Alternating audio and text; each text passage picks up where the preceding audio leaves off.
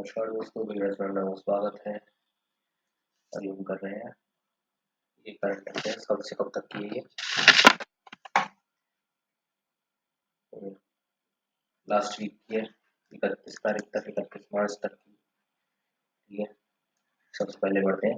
राष्ट्रीय कम है क्योंकि कुछ है नहीं, चुनाव वगैरह चल रहे हैं, इस वजह से ज़्यादा कुछ हो नहीं रहा है। खाली चुनाव वगैरह हो रहा है, यहाँ पर रैली है, वहाँ पर रैली है, यही चल रहा है। सबसे पहले नेशनल टेस्टिंग एजेंसी यानी कि जो NTA है, नेशनल टेस्टिंग एजेंसी ने CUET में आवेदन करने की तिथि को 5 अप्रैल तक बढ़ा दिया है। ठीक है, 5 तारीख तक से फॉर्म भर सकते हैं। राष्ट्रपति द्रौपदी मुर्मू ने वरिष्ठ नेता लालकृष्ण आडवाणी को देश का सर्वोच्च नागरिक सम्मान भारत रत्न प्रदान किया है। भारत रत्न क्या होता है? देश का सर्वोच्च नागरिक का सम्मान होता है जो किसे मिला है? लालकृष्ण आडवाणी को।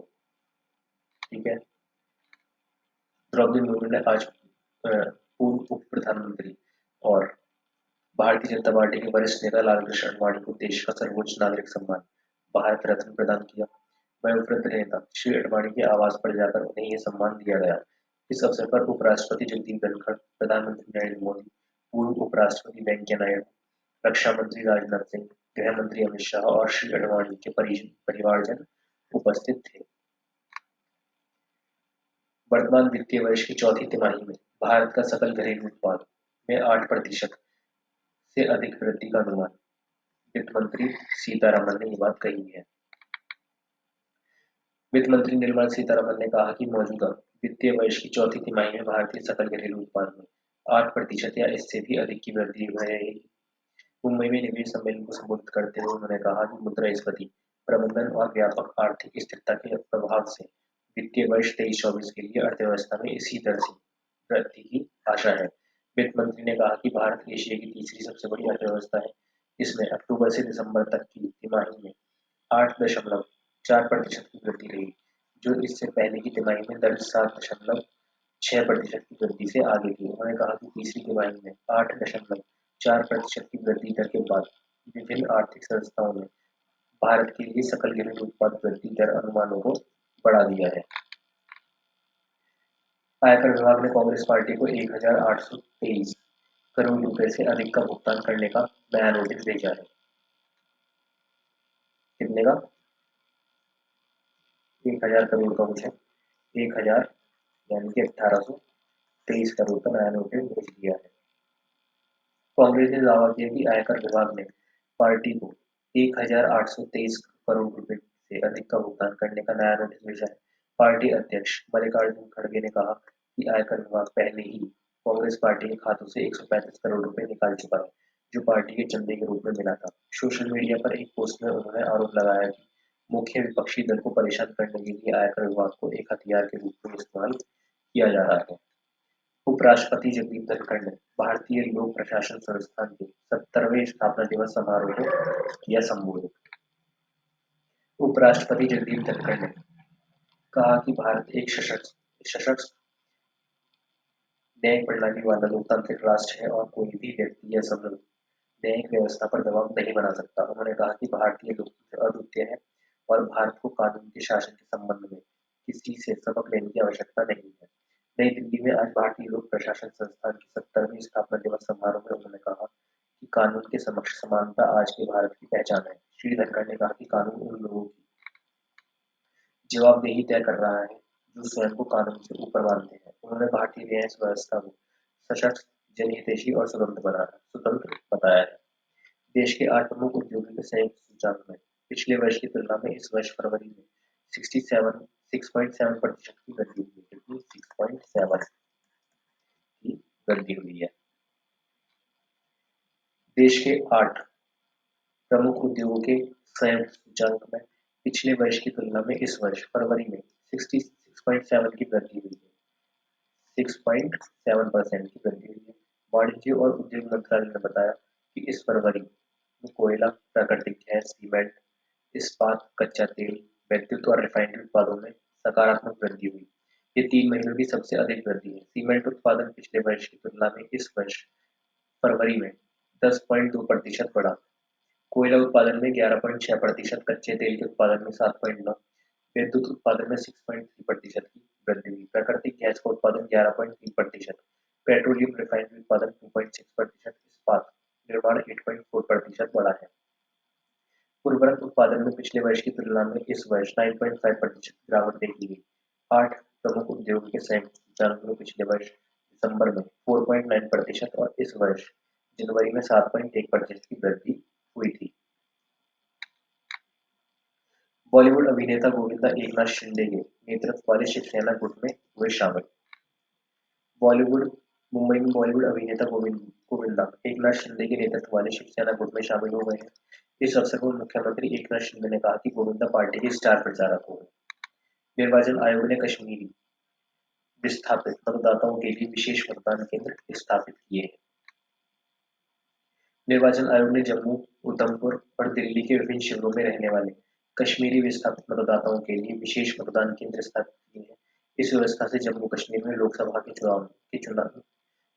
चुनाव के दौरान कश्मीरी शरणार्थी मतदाताओं को ईवीएम मशीन के माध्यम से अपने मताधिकार का उपयोग करने का अवसर मिलेगा। आयोग ने कहा कि जिन शरणार्थियों का सामान्य आवास जम्मू, उधमपुर और दिल्ली की क्षेत्रीय सीमा के बाहर कहीं और है, वे डाक मतपत्रों के माध्यम से भी मतदान कर सकते हैं।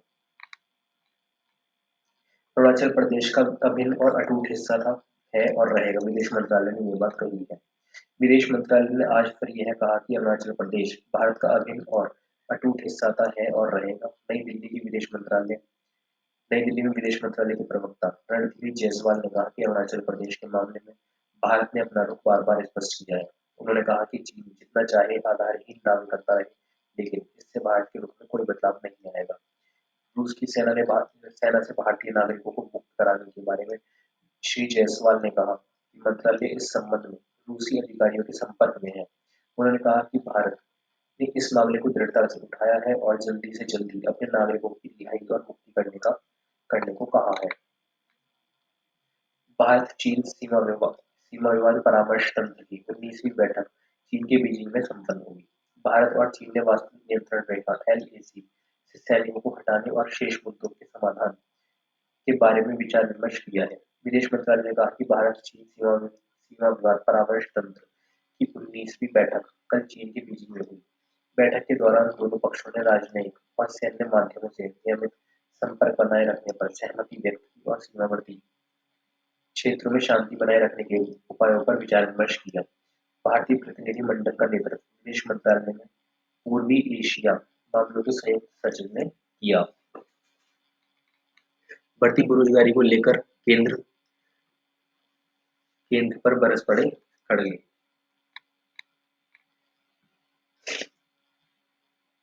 कांग्रेस अध्यक्ष मल्लिकार्जुन खड़गे ने देश में बढ़ती बेरोजगारी के लिए मोदी सरकार की आलोचना की। एक सोशल मीडिया पोस्ट में श्री खड़गे ने अंतर्राष्ट्रीय श्रम संगठन की रिपोर्ट का हवाला देते हुए कहा कि भारत के 83% बेरोजगार लोग युवा है और ग्रामीण इलाकों में केवल 17.5% युवाओं के पास ही नियमित कार्य है।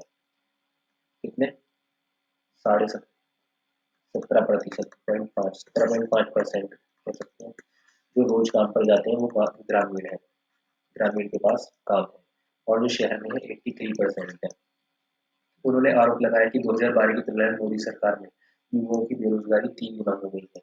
इस बीच कांग्रेस ने खनन कारोबारी जनार्दन रेड्डी को फिर से पार्टी में शामिल करने के लिए भाजपा की कड़ी निंदा की।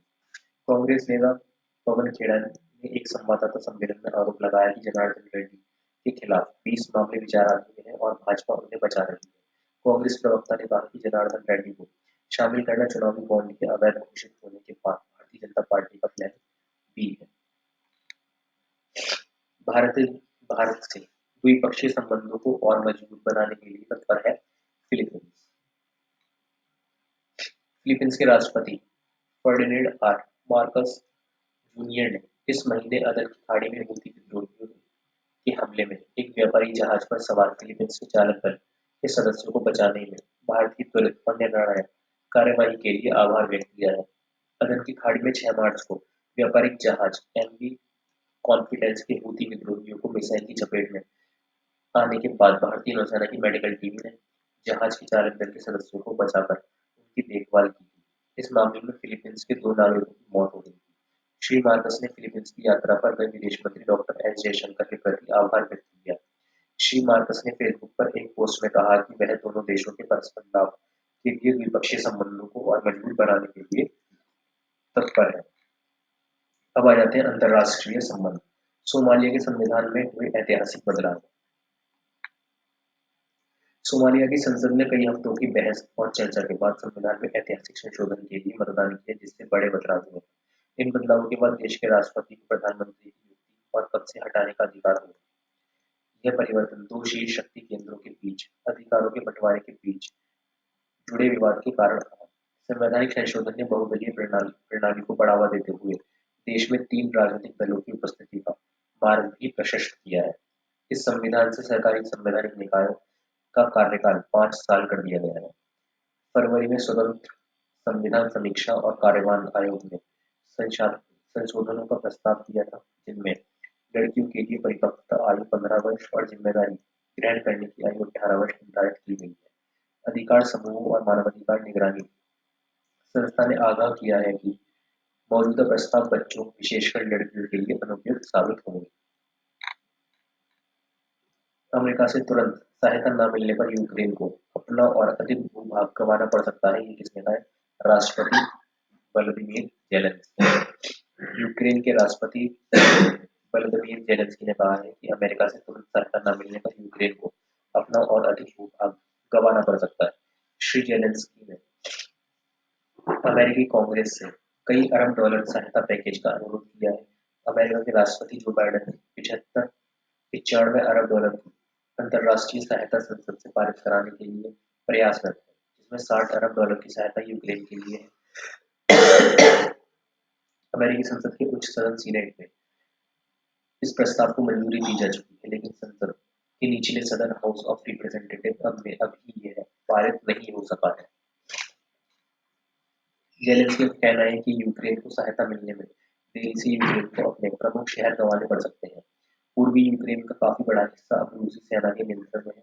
रूस ने 2 वर्ष पूर्व यूक्रेन के खिलाफ विशेष अभियान की शुरुआत की थी।